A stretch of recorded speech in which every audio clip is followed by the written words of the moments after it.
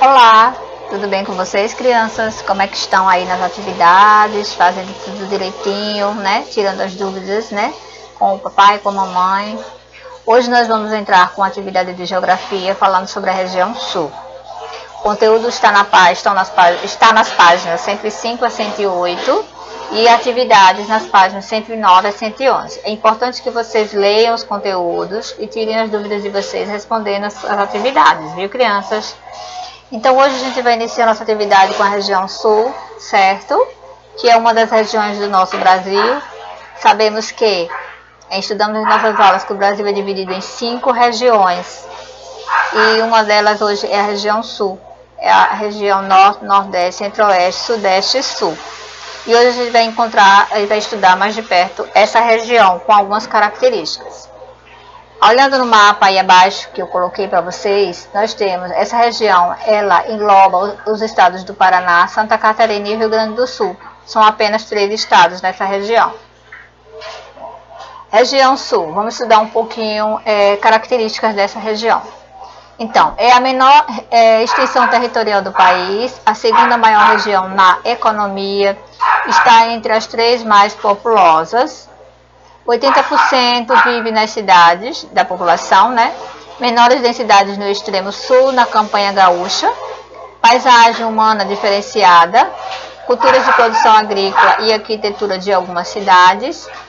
Tem o solo fértil e a expansão da pecuária extensiva. Então, essa região realmente é a menor região do estado, do país, no caso, né? É a menor em extensão territorial. Mas ela é a segunda maior região da economia e está entre as 3 mais populosas, certo? Então lá se produz muito, né? Lá teve a influência de grandes imigrantes, que a gente vai ver no decorrer dessa aula, certo? Vamos lá.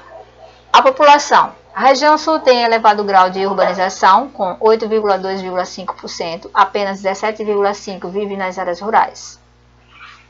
Então, a maior quantidade de pessoas se encontra nas cidades, entende? Que é 8,5%. A região conta com cerca de 27 milhões de habitantes, esses dados foram retirados dos dados do IBGE em 2005. O estado mais populoso é o Rio Grande do Sul, seguido do Paraná e Santa Catarina. A participação da população sulista no total da população do país tem diminuído. Então, aí nós temos a imagem, né? Daqueles que vieram na época para colonizar a região sul, no caso, né? Quando houve a colonização, na época, que vieram vários imigrantes, alemães, espanhóis, franceses, vamos ver no decorrer da nossa aula. A região, desde o início da colonização, recebeu muitos imigrantes, como os espanhóis e os portugueses. Assim, podemos dizer que o tipo característico gaúcho é uma mistura de espanhol, português indígena e negro. Outros imigrantes povoaram a região, e os que mais se destacaram foram os alemães e os italianos, é o que eu já falei anteriormente, né? Então, vieram para cá vários imigrantes, os espanhóis, os portugueses, certo? E assim podemos dizer que por isso o característica gaúcha é essa mistura de espanhol, português, o índio que já vivia aqui, né? E o negro também, vindos da África. Outros imigrantes, além desses espanhóis, portugueses, indígenas e negros, ainda vieram os alemães e os italianos para essa região e para povoar a região sul. Então aí tem a primeira imagem, né? Que seria a imagem dos alemães, né, quando vieram na época para povoar a região sul.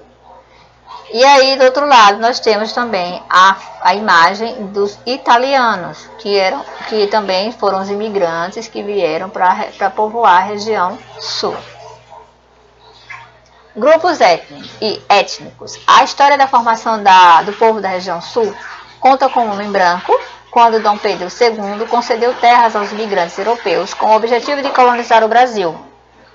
A região sul apresenta uma grande influência cultural dos imigrantes europeus, principalmente alemães e italianos. Essa miscigenação fez surgir diferentes povos característicos da região, como os colonos, os madeireiros, os agricultores, os pescadores e os nativos, que eram os índios, ok? Diante dessa nossa aula de hoje, vocês vão fazer a leitura mais completa do livro de vocês, responder as questões que estão marcadas aí, para vocês responderem e tirar as dúvidas de vocês, certo? Perguntem sempre a quem estiver por perto, papai e mamãe, para fazer atividades direitinho. Um beijo no coração.